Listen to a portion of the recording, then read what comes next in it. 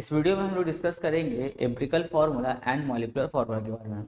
Empirical formula of a compound और of a molecules क्या होता है? Empirical formula is the simplest formula which gives the simplest ratio in whole number of atom of various elements in one molecule of compound। देखो ये समझ में आया नहीं होगा तुम लोग को, तो सबसे पहले हम लोग एक एग्जाम्पल डिस्कस करते हैं, उसके बाद फिर वापस से इस स्टेटमेंट को हम लोग पढ़ेंगे। एग्जाम्पल कुछ इस तरह होगा, अगर हम तुम लोग को बोलते हैं कि 1 मॉलिक्यूल्स ऑफ कार्बोहाइड्रेट लिखो, तो 1 मॉलिक्यूल्स ऑफ कार्बोहाइड्रेट क्या होगा? C6H12O6। अगर हम बोलते बताओ इसमें CH एंड O का रेशियो क्या है, तो लिखेंगे ratio of atoms of CH and O क्या होगा? रेशियो 6:12:6 होगा। अगर हम बोलेंगे इसका सिंपलेस्ट रेशियो बताओ, इसका सिंपल रेशियो क्या होगा? इसका सिंपल रेशियो हो जाएगा, यानी कि क्या ये तीनों कोई टेबल से कैंसिल होगा? कोई सेम टेबल से? यस होगा। 6 1 जा 6 2 जा 6 1 जा, तो रेशियो कितना हो गया? 1:2:1 हो गया।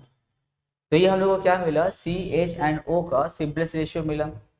अब अगर हम इसको सिंपलेस्ट रेशियो के फॉर्म में लिखना चाहें 1 मॉलिक्यूल्स ऑफ कार्बोहाइड्रेट को, तो कैसे होगा? C 1 है, H कितना है? 2 है, एंड O कितना है?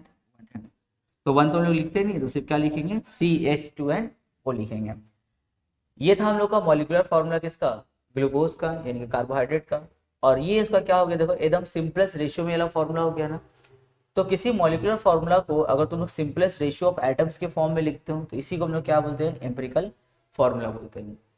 जैसे एक और एग्जांपल है मेरे, जैसे ब्यूटेन का 1 मॉलिक्यूल्स, तो ब्यूटेन का फॉर्मूला क्या होता है? C4H10 होता है। अगर हम बोलेंगे बताओ ratio of atoms of CH, यहाँ पे ratio of atoms of C and H क्या है? 4:10 है।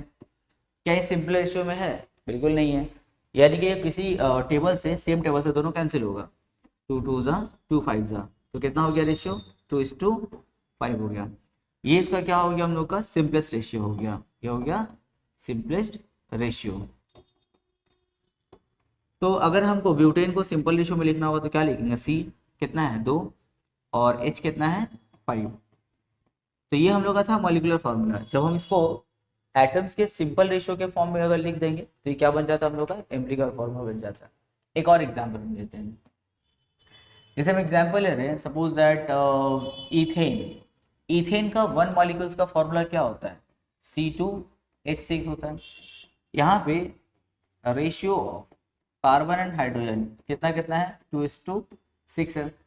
अगर हम बोलेंगे इसका सिंपल रेशियो लिखो, तो सिंपल रेशियो यानी कि क्या ये कोई सेम टेबल से कैंसिल होगा? यस होगा। तो क्या हो जाएगा? 2 1 जा एंड यहाँ से 2 3 जा, तो क्या हो गया? 1:3। तो ये था हम लोग का मॉलिक्यूलर फार्मूला किसका? इथेन का।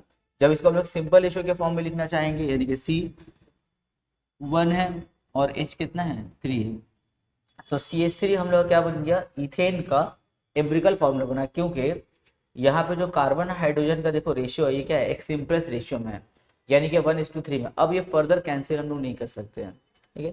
एक और एग्जांपल लेते हैं एसिटिक एसिड का। अगर तुमसे पूछा जाएगा राइट दी एम्पिरिकल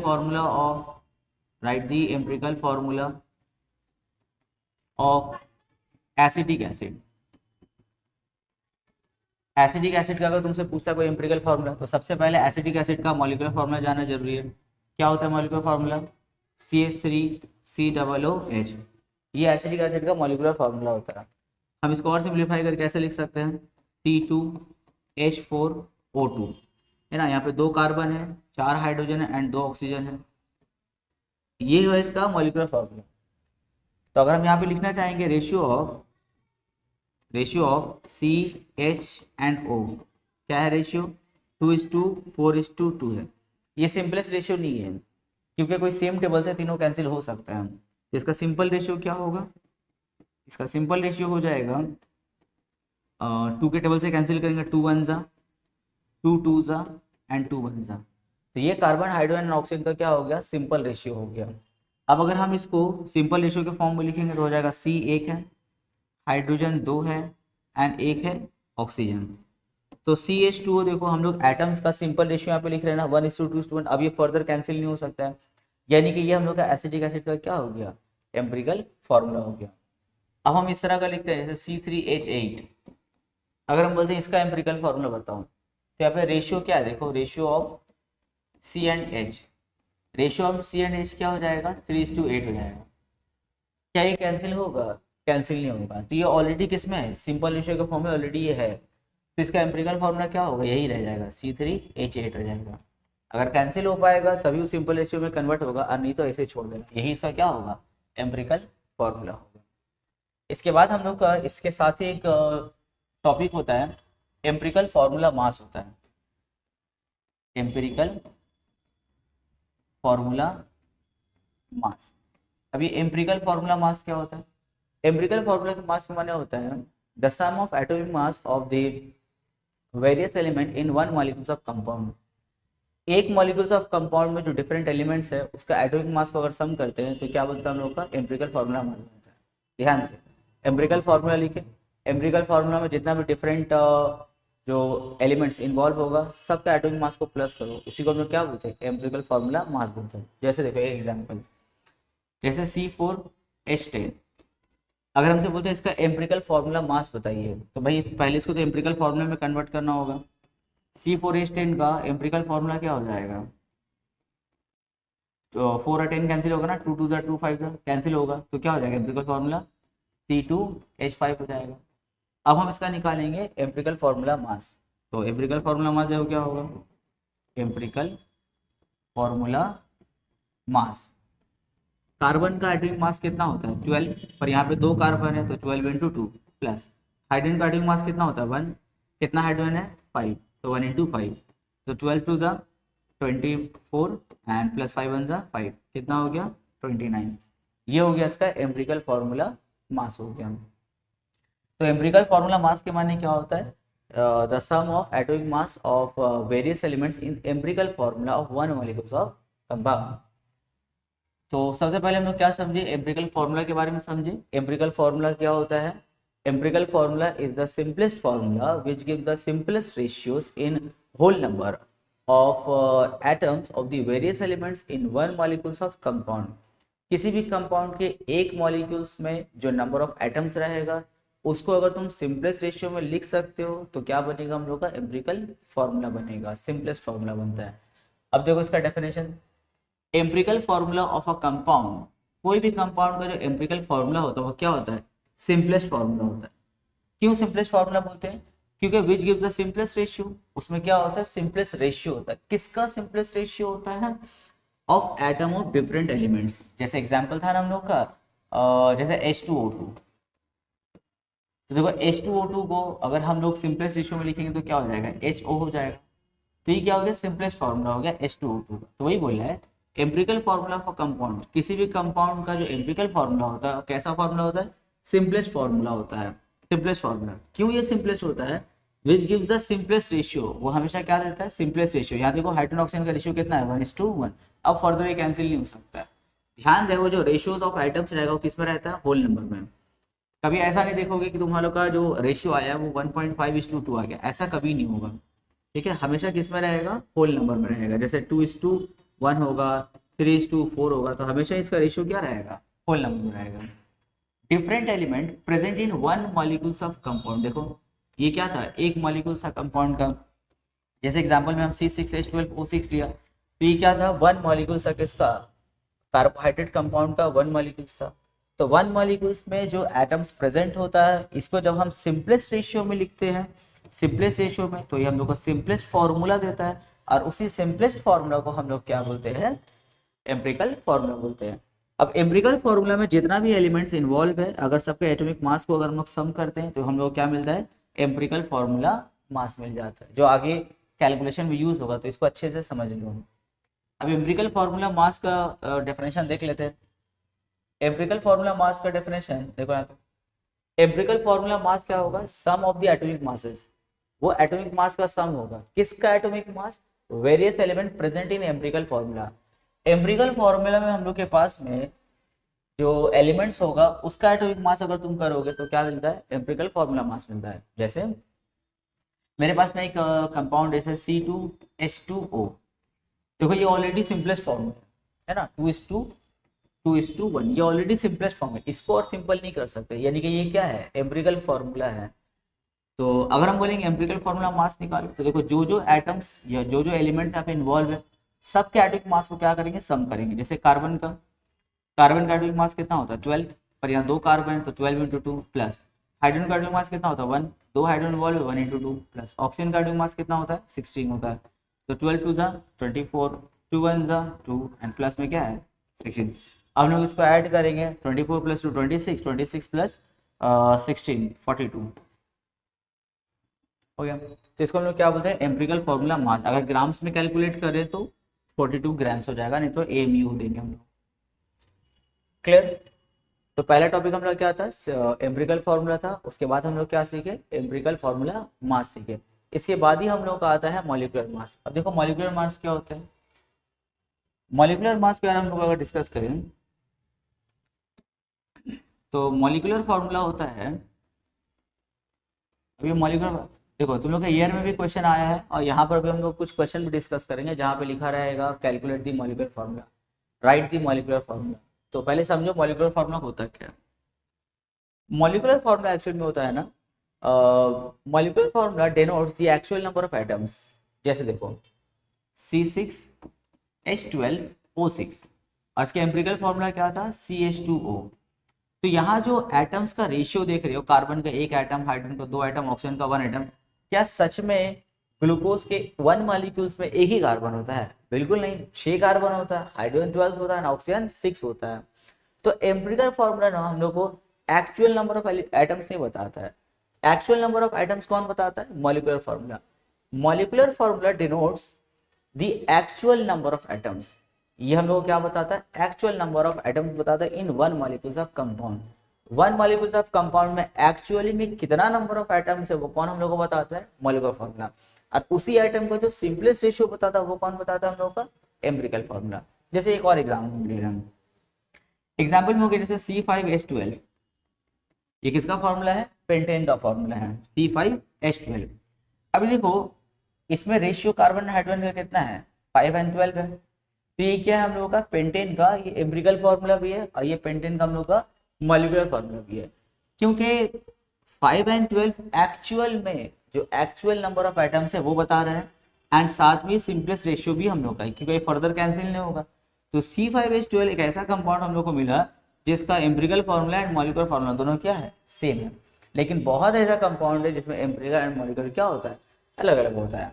जैसे अगर हम एक एग्जांपल ले लें C6H6, ये बेंजीन का फॉर्मूला है C6H6। अभी देखो क्या हम इसको सिंपलेस्ट रेशियो में लिख सकते हैं? यस लिख सकते हैं। अभी कार्बन हाइड्रोजन का रेशियो कितना है? 6:6 है। अगर हम इसको कैंसिल करेंगे तो कितना होगा? 1:1 हो जाएगा। यानी कि इसका सिंपलेस्ट फॉर्म क्या है? CH है, क्योंकि 1 1 तो लिखते नहीं है।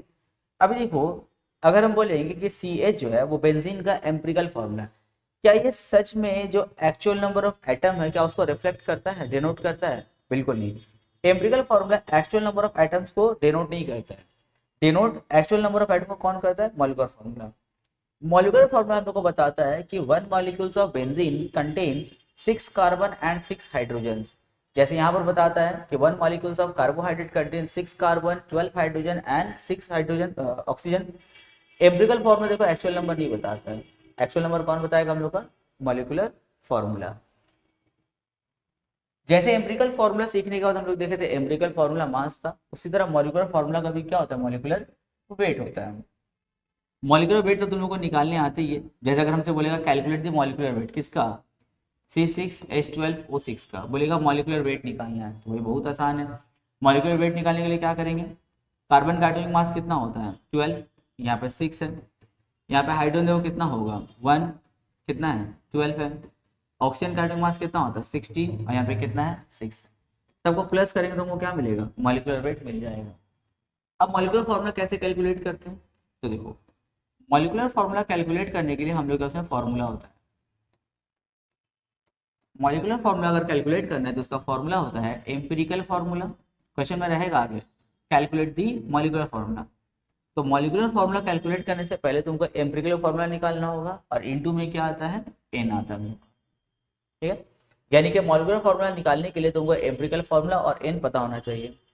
अब एन क्या है देखो, यहाँ पे एन को फाइंड करने के लिए दो फॉर्मूला। एन का फॉर्मूला होता है हम लोगों का molecular weight by empirical formula mass या वेट। एन निकालने का हम लोग का फॉर्मूला क्या है, molecular weight by empirical formula wait. जब तुम लोग से बोलेंगे कैलकुलेट मॉलिक्यूलर फॉर्मूला, तो पहले एम्पिरिकल फॉर्मूला निकालोगे, उसके बाद निकालोगे एन। एन को फाइंड करने का फॉर्मूला है molecular weight by empirical formula wait. अगर ये नहीं यूज करना तो इसका अल्टरनेट एक और फॉर्मूला आता है। अगर मान लेते क्वेश्चन में तुमको मॉलिक्यूलर वेट नहीं मालूम है तो एन कैसे निकालोगे, तो उस टाइम में दूसरा फॉर्मूला यूज करते हैं। फॉर्मूला कुछ इस तरह होता है, 2 into vapour density by empirical formula wait.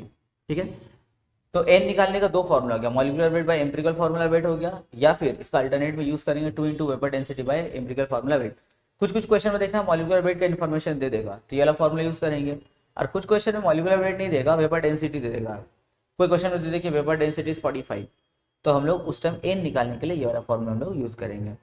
अब उसके लिए कुछ एम्पिरिकल फॉर्मूला और मास का कुछ एग्जाम्पल डिस्कस करते हैं। चलो ये वाला क्वेश्चन देखो, give the empirical formula of this. बोला है कि सब का एम्पिरिकल फॉर्मूला बताइए। तो थोड़ी देर के लिए तुम लोग वीडियो को पॉज करके खुद से तुम लोग करना, खुद से ट्राई करो। जब नहीं बनेगा तो फिर मेरा वाले से जो है मिला लेना। देखो जैसे C6H6 बेंजीन का बोला है एम्पिरिकल फॉर्मूला दीजिए, तो लिखेंगे ratio of atoms of C and H। इसमें C और H का रेशियो क्या है, 66 है। देखो ये तो सिंपलेस्ट रेशियो नहीं है, तो हम इसका सिंपल रेशियो निकाल सकते हैं। इसका सिंपल रेशियो हो जाएगा, कैंसिल करेंगे तो हो जाएगा 1:1। तो अब इसका एम्पिरिकल फॉर्मूला क्या हो जाएगा, एम्पिरिकल फॉर्मूला हो जाएगा इसका C1 एंड H1। तो 1 तो लिखते नहीं तो CH सिर्फ लिखेंगे। ये क्या हो गया, ये हो गया हम लोग का बेंजीन का एम्पिरिकल फॉर्मूला हो गया। ठीक है, उसी तरह इसका देखो, ये तो हम लोग अभी डिस्कस किए, इसका एम्पिरिकल फॉर्मूला क्या होगा हम लोग का CH2O। तुम लोग अपने से ट्राई करो ना, ईयर में सब आया हुआ क्वेश्चन भी बहुत सारे इसमें से। क्योंकि हम लोग का एम्पिरिकल फॉर्मूला के बारे में यहाँ पे तुम लोग ना साथ में ये भी निकालते चलो, तुम लोग साथ में यहाँ पे ना एम्पिरिकल फॉर्मूला मास भी निकाल लेना, ताकि आगे न्यूमेरिकल्स में हम लोग के लिए इजी हो। जैसे अगर हम बोलेंगे इसका एम्पिरिकल फॉर्मूला मास बताओ, तो सबसे पहले इसका एम्पिरिकल फॉर्मूला निकालेंगे। इसका मॉलिक्यूलर फॉर्मूला क्या दिया हुआ देखो, ये एसिडिक एसिड हम लोग का, इसका एम्पिरिकल मॉलिक्यूलर फार्मूला है C कितना 2 है ना, 2, हाइड्रोजन कितना है 4 और ऑक्सीजन कितना है 2। तो इसका एम्पिरिकल फार्मूला क्या हो जाएगा, इसका एम्पिरिकल फार्मूला हम लोग का हो जाएगा CH2O हो जाएगा। अब इसका निकालेंगे empirical formula mass, empirical formula mass. तो कार्बन 1 है यहाँ पे तो 12 प्लस हाइड्रोजन 2 है तो 1 × 2 एंड ऑक्सीजन 1 ही है तो 16। कितना हो जाएगा 12 + 2 + 16 ऐड करते हैं, 12 + 2 क्या हो जाएगा 14 एंड 14 + 16 क्या हो जाएगा 30 हो गया। तो इस तरह करके हम लोग empirical formula and empirical formula mass calculate करते हैं। अब आगे हम लोग कुछ न्यूमेरिकल्स देखेंगे हम लोग, जैसे जो ईयर में आया हुआ भी क्वेश्चन है और तुम लोग के लिए बहुत इंपॉर्टेंट भी है। जैसे इस तरह क्वेश्चन अब आएगा, अब यहाँ से बोलेगा मॉलिक्यूलर एम्पिरिकल फार्मूला बताइए। अभी तो तुमको मॉलिक्यूलर फार्मूला दे रहा था, जैसे C6H6 बोला उसका एम्पिरिकल फार्मूला बताइए, तो सिंपलेस्ट रेशियो में लिख लियो।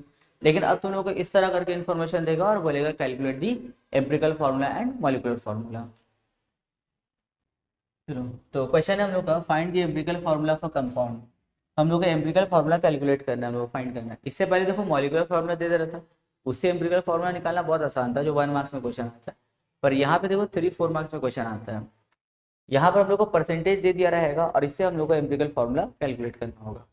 जब परसेंटेज दिया होगा तो उससे हम लोग एम्पिरिकल फार्मूला कैसे कैलकुलेट करते हैं, तो सब कुछ स्टेप्स है, तुम लोग को याद रखना होगा उसको। पहला आता है हम लोग का एलिमेंट्स, दूसरा यहाँ पे हम लोग लिखते हैं टेबल में परसेंटेज कॉम्पोजिशन, उसके बाद हम लोग लिखते हैं एटॉमिक मास। एटॉमिक मास तुम लोग को दिया रहेगा क्वेश्चन में, एटॉमिक मास।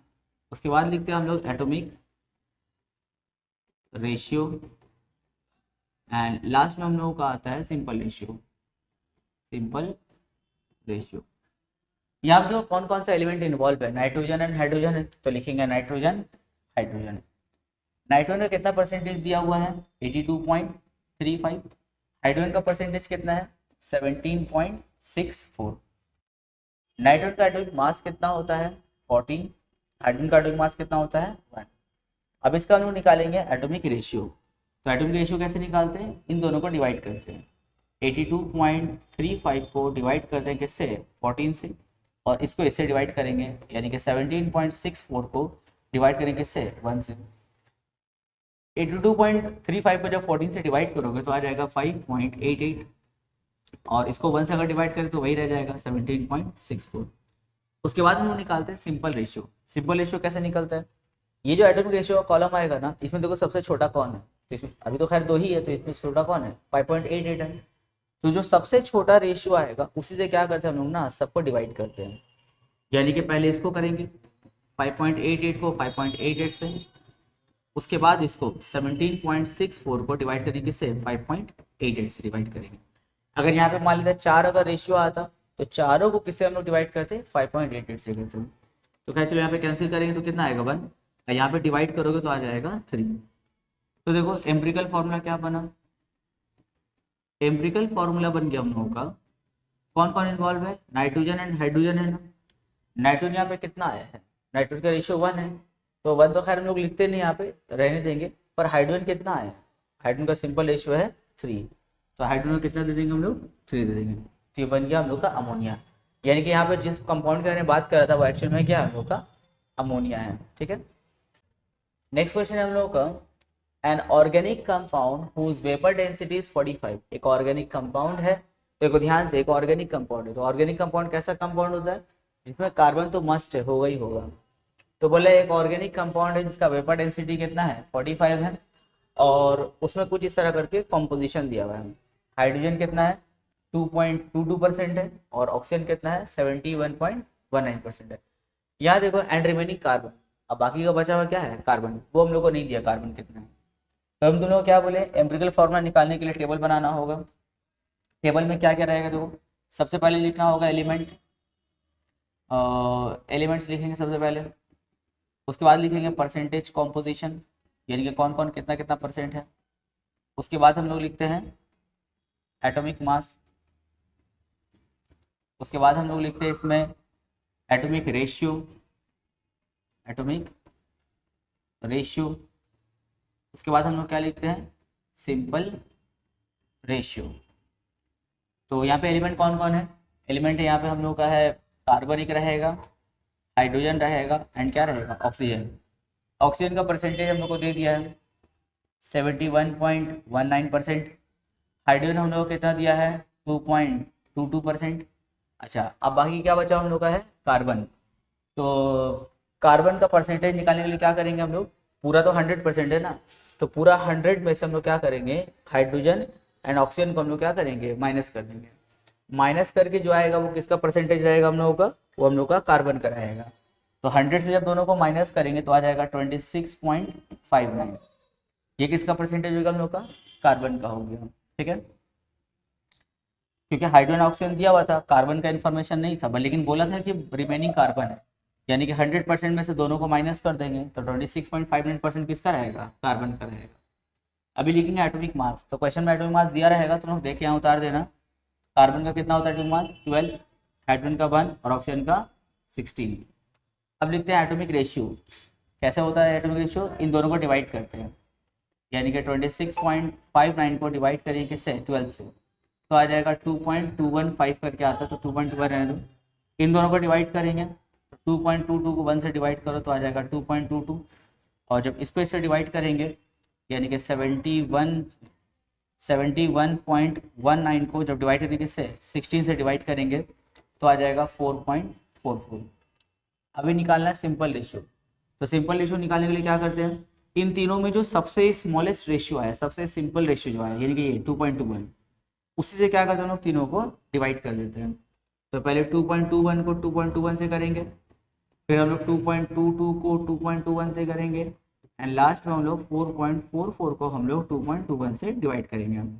ये तो खैर कैंसिल होके क्या बचेगा 1, और यहाँ पर भी देखो ये एकदम लगभग सेम ही है ना, तो हम लोग तो डेसिमल में कभी रेशियो को इस तरह लिख नहीं सकते हैं, हम लोग को नियरेस्ट होल नंबर में लिखना होता है।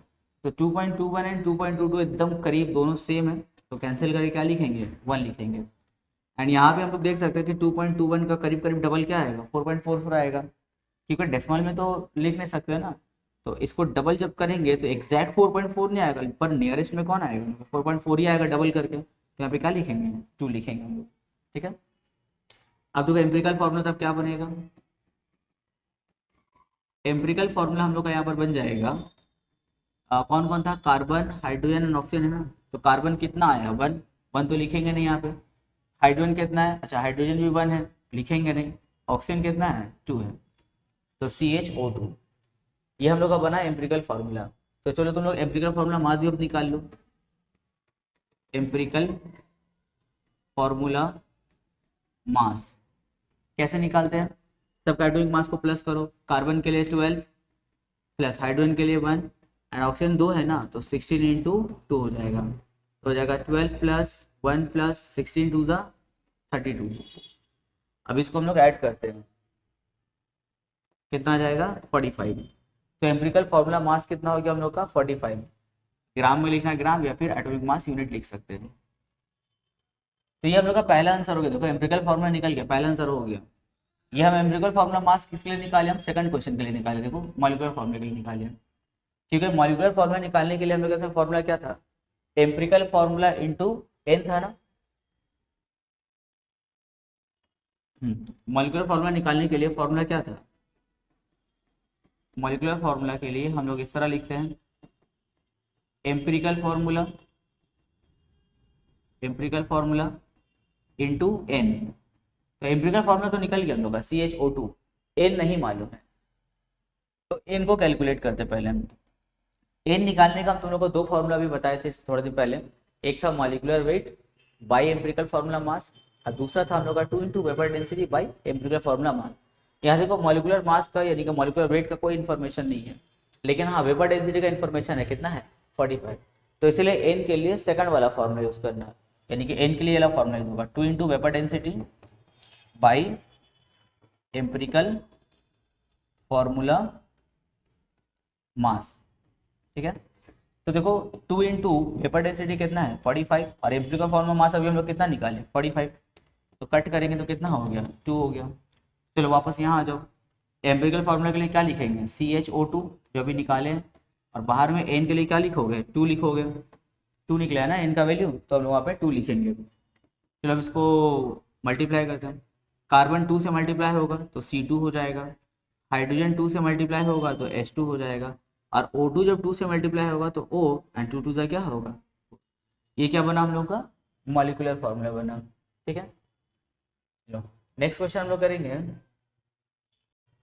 नेक्स्ट क्वेश्चन हम लोग का the empirical formula of N organic compound is CaCl2। देखो इस क्वेश्चन में हम लोग को एम्पिरिकल फार्मूला दे दिया, तो अभी हम लोग जो टेबल करके बना रहे थे इसमें करने का जरूरत नहीं है, क्योंकि ऑलरेडी एम्पिरिकल फार्मूला हम लोग को दे दिया। बोला है the empirical formula for compound is CaCl2, फिर बोला है इसका रिलेटिव मॉलिक्यूलर मास कितना है 168 है। अब बोला है इसका बताइए मॉलिक्यूलर फार्मूला क्या होगा। तो देखो एम्पिरिकल फार्मूला हम लोग को दे दिया है, तो जो टेबल कर रहे थे हम लोग ना वो नहीं करना, ठीक है, लेकिन हाँ मॉलिक्यूलर फार्मूला का हम लोगों का फार्मूला क्या था, एम्पिरिकल फार्मूला इंटू एन, तो एम्पिरिकल फार्मूला तो दिया हुआ है, अभी एन कैलकुलेट करना है। एन कैलकुलेट करने के लिए तो हम लोग को हम दो फार्मूला बताए, एक था molecular weight by empirical formula mass या एम्पिरिकल फार्मूला वेट, तो ऊपर में क्या चाहिए मॉलिक्यूलर वेट चाहिए, वो दिया हुआ है कितना है 168 है, और नीचे क्या चाहिए होता है एम्पिरिकल फार्मूला वेट, वो नहीं मालूम है, तो पहले उसको निकाल लो, ऊपर लिखेंगे मॉलिक्यूलर वेट कैंसिल करके एन का वैल्यू निकल जाएगा हम लोग का। तो लिखेंगे इसका सोल्यूशन एम्पिरिकल फार्मूला, देखो एम्पिरिकल फार्मूला क्या दिया CHCl2, अभी हम लोग को निकालना होगा पहले एम्पिरिकल फार्मूला मास निकालना होगा। तो देखो यहाँ पे दिया हुआ है एटॉमिक मास, कार्बन का कितना है 12 प्लस हाइड्रोजन का कितना है 1 एंड Cl2 है ना, तो क्लोरीन के लिए होता है 35.5 और 2 है तो इसलिए इंटू 2 हो जाएगा, तो यहाँ हो जाएगा 12 प्लस 1 और इसको मल्टीप्लाई करेंगे तो कितना हो जाएगा 71 हो जाएगा। अब इसको ऐड करते हैं तो कितना हो जाएगा 84, तो एम्पिरिकल फार्मूला मास हम लोग कितना निकल गया 84 निकल गया। और मॉलिकुलर मास कितना है 168। तो देयरफॉर एन का formula molecular mass by empirical formula mass. तो मॉलिकुलर मास कितना दिया है 168 दिया है, और एम्पिरिकल फॉर्मूला मास अभी हम लोग निकाले हैं 84। देखो इसका डबल है वाला ना, तो कितना हो जाएगा 2। एन का वैल्यू कितना हो गया 2। बस अब हम लोग लिखेंगे अपना मॉलिकुलर फॉर्मूला। मॉलिकुलर फार्मूला क्या होता है हम लोगों का? फॉर्मूला होता है empirical formula, empirical formula into 2 होता है। तो हम लोग का एम्पिरिकल फार्मूला क्या दिया हुआ है CHCl2 दिया हुआ है, और बाहर में क्या है इंटू 2। अब इसको मल्टीप्लाई करेंगे तो कार्बन 2 हो जाएगा, हाइड्रोजन भी 2 हो जाएगा, पर क्लोरीन तो पहले से 2 है, तो 2 2 का कितना हो जाएगा 4। तो ये हो गया उसका मॉलिक्यूलर फार्मूला। चलो तो नेक्स्ट क्वेश्चन हम लोग का find the empirical and molecular formula of N organic compound from the data. हम लोग का एम्पिरिकल एंड क्या बताना है मॉलिक्यूलर फार्मूला। इस बार देखो फिर परसेंटेज करके दिया हुआ है, यानी कि टेबल में पहले काम करना होगा। टेबल वाला काम करते पहले क्या क्या है देखो एलिमेंट्स। पहला कॉलम क्या था एलिमेंट्स, दूसरा था परसेंटेज कॉम्पोजिशन, तीसरा हम लोग का होता है एटॉमिक मास, इसके बाद होता है हम लोगों का एटॉमिक रेशियो, एंड लास्ट में क्या होता है हम लोगों का सिंपल रेशियो। तो एलिमेंट कौन कौन यहाँ पे है, कार्बन है, हाइड्रोजन है एंड नाइट्रोजन है। कार्बन कितना परसेंट है 75.92, हाइड्रोजन कितना है 6.32 एंड नाइट्रोजन कितना है 17.76। कार्बन का एटॉमिक मास कितना दिया हुआ है 12, हाइड्रोजन का 1 और नाइट्रोजन का कितना है 14। एटॉमिक रेशियो इन दोनों को डिवाइड करते हैं, जब डिवाइड करेंगे तो कितना आएगा 6.32, इन दोनों को डिवाइड करेंगे 6.32 और इन दोनों को डिवाइड करेंगे तो 1.26। अभी हम लोग को क्या निकालना है सिंपल रेशियो। तो सिंपल रेशियो के लिए क्या करते हैं, इसमें जो सबसे छोटा है यानी कि 1.26 उससे तीनों को डिवाइड करेंगे, यानी कि 6.32 बाई 1.26, यहाँ पर भी होगा 6.32 बाई 1.26 और यहाँ पे 1.26 बाई 1.26। तो जब इसको डिवाइड करोगे ना तो 5.01 समथिंग आएगा, पर 5.01 तो लेते नहीं क्योंकि होल नंबर बताना है। तो नियरेस्ट होल नंबर कौन होगा 5, इसका भी नियरेस्ट होल कौन होगा 5, इसके लिए क्या आएगा 1। तो देखो अब इसका एम्पिरिकल फॉर्मूला तब क्या बन जाएगा, एम्पिरिकल फॉर्मूला बन जाएगा हम लोग का तब कार्बन हाइड्रोजन और कौन था नाइट्रोजन था ना, तो कार्बन के लिए 5 आया है तो C5, हाइड्रोजन के लिए भी 5 आया है तो H5, नाइट्रोजन के लिए 1 ही है तो या तो कुछ लिखेंगे नहीं। तो ये क्या बना हम लोग का एम्पिरिकल फॉर्मूला बना C5H5N। अभी हम लोग निकाल लेते हैं empirical formula mass. Empirical formula mass कहाँ काम आएगा हम लोग का N फाइंड करने में काम आएगा। तो एम्पिरिकल फॉर्मूला मास कैसे निकलता है, कार्बन का एटॉमिक मास कितना है 12 इंटू 5, हाइड्रोजन के लिए क्या है 1 इंटू में 5 और नाइट्रोजन तो एक ही है तो सिर्फ प्लस 14। सिंप्लीफाई करते हैं 12 5 60, 5 1 5 एंड प्लस में क्या है 14। तो 60 प्लस 5 65, 65 69 एंड 79। तो एम्पिरिकल फॉर्मूला मास कितना निकल गया 79 निकल गया। ये हम लोग क्यों निकाले हैं एन के लिए, क्योंकि एन का फॉर्मूला क्या होता है। अच्छा एन का दो फॉर्मूला था, एक था molecular mass by empirical formula mass और एक था 2 into vapour density bye empirical formula. तो यहाँ देखो वेपर डेंसिटी हम लोग को दिया है ना क्वेश्चन में, वेपर डेंसिटी कितना है 39.5। तो इनका कौन सा फॉर्मूला यूज करोगे ये वाला 2 into vapour density by empirical formula mass. तो लिखेंगे 2 इंटू वेपर डेंसिटी कितना है 39.5 और एम्पिरिकल फॉर्मूला मास कितना है हम लोगों का 79। इसको मल्टीप्लाई करते हैं हम लोग, मल्टीप्लाई करेंगे तो कितना हो जाएगा 79 आएगा और नीचे में क्या है 79 है, कैंसिल हो क्या हो जाएगा 1। तो एन का तो वैल्यू 1 ही है। अगर एन का वैल्यू 1 है तो मॉलिक्यूलर फार्मूला और एम्पिरिकल फार्मूला दोनों क्या होगा सेम होगा। तो चलो इसको लिखते हैं मॉलिक्यूलर फार्मूला। मॉलिक्यूलर फार्मूला के लिए हम लोग कौन सा फार्मूला यूज करते हैं एम्पिरिकल फार्मूला इंटू एन। तो एम्पिरिकल फार्मूला हमारा क्या है C5H5 और N अब इसको 1 से ही मल्टीप्लाई करना है तो क्या आएगा, वही आ जाएगा C5H5N। तो ये उसका हो गया मॉलिक्यूलर फार्मूला, और यहाँ क्या था हम लोग का, एमोलर फार्मूला। तो इस तरह से हम लोग का इसका पूरा डिस्कशन खत्म होता है। चैप्टर हम लोग का कंप्लीट हो गया, चैप्टर नंबर 5। अगर किसी को कोई डाउट हो, कोई न्यूमेरिकल्स में कोई प्रॉब्लम हो या कोई कंसेप्ट में कोई प्रॉब्लम हो, क्लियर नहीं हो रहा है, तो वो लोग हमको कमेंट में बता देना, ताकि हम उसको अपलोड कर पाएँ, बता सकें हम तुम लोगों को। इसके अलावा देखना, सभी जो टॉपिक्स है सबको हम इजी वे में ट्राई किए एक्सप्लेन करने का, चाहे वो मोल कॉन्सेप्ट हो या गैल-लुसाक्स लॉ हो। तो तुम लोग वीडियो को अच्छे से देखना, अगर एक बार में नहीं समझ में आए तो दोबारा उसको समझो, तीसरी बार उसको देखो समझो, बहुत ईजी वे में हम ट्राई किए एक्सप्लेन करने का। फिर भी अगर किसी टॉपिक में कोई अगर डाउट रह जाए तो तुम लोग हमको कमेंट में बता देना, हम उसको फिर से अपलोड करेंगे, हम ट्राई करेंगे उसको तुम लोग के डाउट्स को क्लियर करने का। ठीक है, तो नेक्स्ट हम लोग कोई दूसरा चैप्टर को देखेंगे।